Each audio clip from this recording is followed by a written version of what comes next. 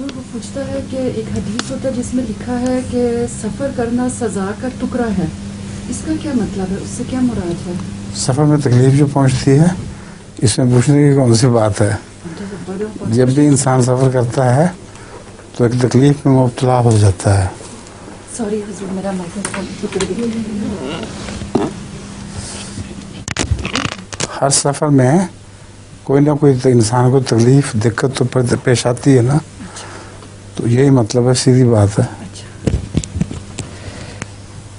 ایک عورت ریسٹورینٹ میں بیٹھی ہے اور وہ جو سرو کرنے والوں سے بہت سخت لڑائی ہو جاتی ہے، بہت ٹوٹو میما ہو جاتا ہے. بالآخر وہ سرو کرنے والا کہتا ہے اگر تو آپ نہیں، وہ عورت کہتی ہے اگر آپ میرا خاوند ہوتا ہے تو میں آپ کے چائے میں زہر ڈالنی تھی. تو وہ کہتا ہے کہ اگر آپ میری بیوی ہوتی تو میں خوشی سے پی لیتا.